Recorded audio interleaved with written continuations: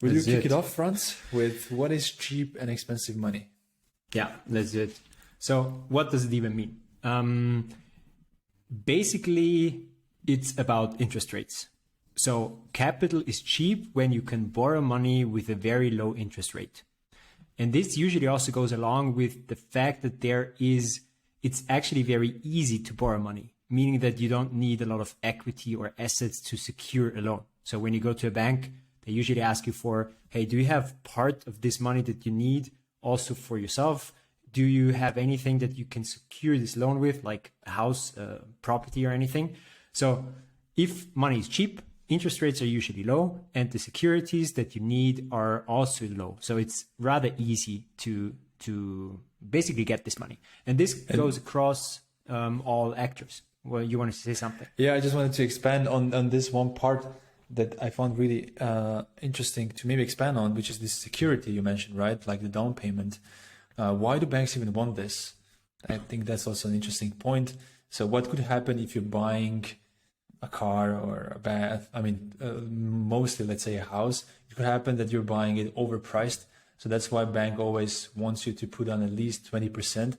So that even if you do not pay or repay your loan, which is called like defaulting on your payment, then they can still sell it at 80% and get their money back. So that's a little bit of why they have this security baked in, which is they want you to have some skin in the game to put down your payment.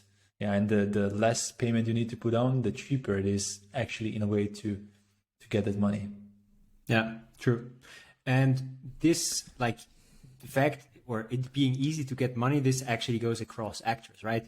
You have what you just mentioned, just regular people borrowing money to buy apartments or build houses, or even money for consumer products like cars, furniture, and electronics.